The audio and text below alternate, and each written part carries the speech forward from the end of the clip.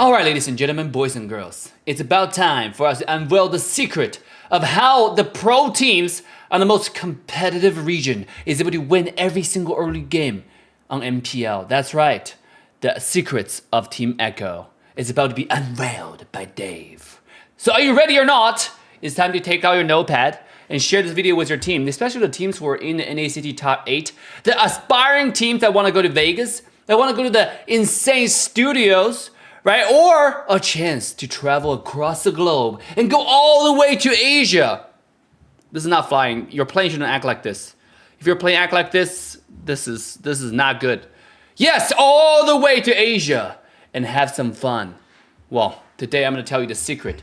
After you get the early game, there's a good chance of the team just steamrolling and win the mid to late game. So without further ado, guys, I have all the footage ready. Let's quickly jump into the first footage of the day. Now, today I want to show you the secret is actually the EXP lane for the first turtle. You will see a pattern of Team Echo, of the top teams like Blacklist, like RSG, in Philippines right now, that you will never see from any other team, that this team do consistently. They're able to help them win the early game. All right, are you ready? Here we go. Watch this first and tell me exactly what you see, okay? Here we go. Should be okay to fight these objectives. Yeah. So peel and pressure could be the answer. My boy, here. Nice suit on the broadcast. Turtle take. Who's going to be? Who's going to take it? Here we go. Blast already. Everybody going in with the flickers. Oh, yeah, that does secure the turtle here. They get the lockdown on Conro. All right. Now I gotta say, this clip is a little bit of a, should I say, too easy to tell. Obviously, Sanford was popping off. Obviously, Sanford is getting a triple kill. But first clip. Why do I say EXP lane plays such an important role in the first turtle fight? Let's take a look. The turtle's coming up. Sanford didn't take the last wave. Give the way to Sanji, who, you know, might or might not need it. But Echo has two people here already. And Sanford noticing that the NXPE's jungler is in that bush. So he activated the ultimate to go over there. Accidentally dodged Lolita's ultimate. At the same time, because he was engaging and focusing on enemy jungler, that was able to buy the team the win. Obviously, they didn't get a turtle this game because Akai is, you know, quite absurd with the heavy spin. But nonetheless, and Lolita had a good ultimate. Lolita get level 4 really fast this game. Nonetheless, it was still a really good showing of what EXP laner does, right? You can see Echo Sanford is way ahead of the Lapu in the rotation here, and is able to jump onto the Kai way earlier, and that bought the team a lot of pressure. Even though Lapu came in, did the same thing, but it's not the same if you come second. Now I want to show you the second clip to prove my point. In the second clip, you can see right here, again, Echo, Sanford on the bottom lane, the second game, with a Ding DR from NXP. So let's take a look at what they did here. Sanford over here, completely ignored the last wave. He's not even level 4. Okay, actually he didn't. He come back, he get the wave, right? And now he's level 4. He dived the tower to clear the wave a little bit faster. And then look what he does immediately, right? He goes on the Martis, right? This bought the team so much pressure. In fact, Sanji on top was able to copy Yudong's ultimate just so that they can scare away the Martis even further. You know, this is literally MOBA Zane treatment, you know, I like to call it, because literally when we were in Jakarta last year, Zane's, every time he would go on turtle, and he would just be dove but enemy jungler, but enemy, not just jungler, but mostly EXP laner every single time we scrim against the good teams.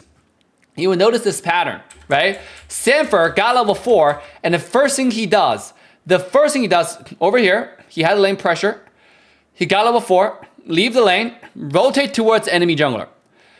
And you will notice throughout all the clips I'm about to show you, okay? Dove on the enemy jungler, push that person away. 1 versus 2, 1 versus 1, 1 versus 3, sometimes just to pressure their enemy jungler. Meanwhile, his jungler does the turtle. They do this all the time. Next clip. This is a Blacklist. Now, actually, I want to save the Blacklist clip, you know, until the very end. So I'm going to quickly go back to the Echo clips. Let's take a look at this turtle fight one more time. 2 minutes, right? Look where Sanford and Sanji is. This is a little bit different. Sanford and Sanji was playing glue mid lane, which is quite interesting. They have the glue and the Kadita combo right there. Echo do that all the time, you know. They like to do it. So over here, Sanji is going to be on the glue, and then he's going to be zoning the enemy jungler. But either way, they have either a mid lane who's playing up the tank, the front line, is zoning the enemy jungler. Meanwhile, Echo Cartesi is going to be on the turtle. So now when King Kong just make it to the team fight, guess what? Even with the Hayabusa, who's supposed to be a lot weaker, but because of what Sanji did, what Sanford was about to do, guess what? Even with the Hayabusa, the assassin jungler, Echo still wins the first turtle trade. So let's go back to watch this one more time. You just have to position your team in a position where the first turtle, the glue of the team, the EXP laner of the team, or somebody who can pressure and try to get away, is always going to be on enemy's jungler.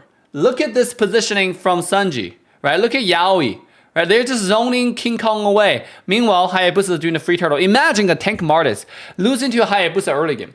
It's not really him losing to Hayabusa. It's mainly Sanji. Yaoi is doing so much pressure on the other side, and on top of Sanford. That is buying his team all this pressure, right? Buying the Hayabusa all this pressure. Now, let's go back to the next clip. Okay, one more time, Sanford and Sanji. On the bottom side, the dynamic duo. They clear the wave, get the level 4, the 1 minion. Leave the lane, they don't clear the whole lane. They get level 4, look what Sanford does. Oh, here's Martis. Oh, I guess I'm just gonna do what I always do then, which is dive onto the Martis. He does this all the time.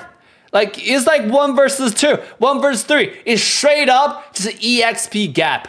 If your EXP laner is able to win lane consistently, that's why I tell every team in NACT, the most important player on your team, a lot of times come from, actually the most important 2 players, the EXP and support, right? But Rome, more than skill, is patience and communications, right? Whereas EXP lane, a lot of it is skill, right? Because you have to be able to stand up on your own in your EXP lane, that's number 1. And number 2, you have to know the basic rotations of what Sanford does every single time, right? Got this 1 minion, got this level 4, screw the rest of the minion, I don't give a fuck, I don't care. Let me jump onto the enemy jungler and let's screw them up. Look at what Yu Zhong does. The opposite, right? He does the opposite. He was also here level 4, but he was playing from a position of fear, right? He was rotating even ahead of Sanford in the beginning, but instead of going in for the combo, because he wasn't level 4 right away, he had to wait for an extra second. Over here, he could have ulted and tried to go on Sanji, should have gone on the jungler, either way, or straight up fighting Sanford, but obviously Lapu just that strong early on, So he has to run away, waste the skill, finally pop the ultimate, but take a lot of damage from Farsa along the way. Just an EXP gap. He didn't really do anything, come out and died from a skill 1 on Sanford. The build different gaming that I was talking about. Okay? So if you're an EXP laner aspiring, in the top 8 for NACT, aspiring to carry your team in early game, well, do what Sanford does every single game. All right, let's go to the next game here. This one more example. Sanford level 3, not even level 4. All right, 1 minute and 59 seconds. Look at the clock right here, 1 minute and 59. Right, look what Sanford does. Kapow. And he noticed the HTWOs right here. Is all right, I guess I'm just about to do what I always do then, which is go on to the freaking Fredrin. He's a Fredrin, by the way. He doesn't care. Okay, Fredrin, who cares? I'm just gonna go position and kill you, right? The Fredrin is usually not afraid of someone like a Benedetta, right? One squishy, one tanky. Fredrin does a lot more damage early on. He should have tanked it. But why is he running away? Right, because he's afraid that if he goes on Sanford, Cartesi will help him and he takes too much damage. The reason why is his EXP lane is not in position. Look at Echo Sanford's over here. Where is the other side? Where's RSG's EXP lane? He's still farming here. Meanwhile, Sanford is already screwing up the jungler. Why is that the case? You gotta figure it out. That's why EXP lane, a lot of it is really not about the meta pick. It's all about a counter pick, right? Do you have the lane priority for you to clear the wave to get level 4 ahead of your jungler, ahead of your opposition, your corresponding EXP laner from the other side, right? Can you clear the wave and make sure that you're ahead on EXP and get a level 4 and rotate towards the first turtle and pressure enemy jungler?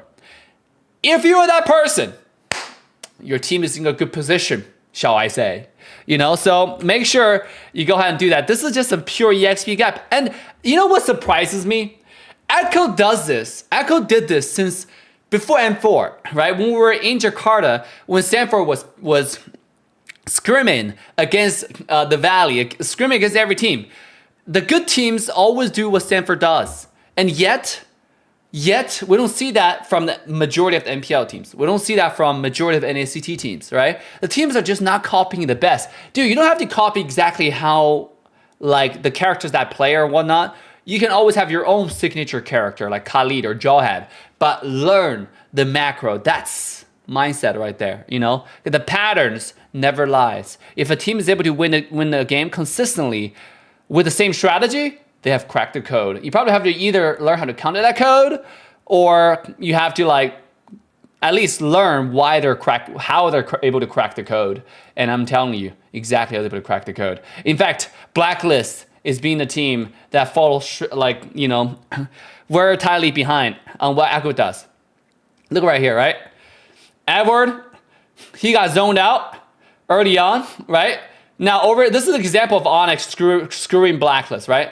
Because Edward was EXP lane got zoned out, and guess what? The entire team, the jungler, the mid laner, the support, all have to leave. And a free turtle for Onyx. It's a free turtle for Onyx. And that's obviously set a tone for the early game, because now it opens up. See, Wise was wise enough to not engage on that, knowing that his team is back away, knowing that he doesn't have the EXP laner.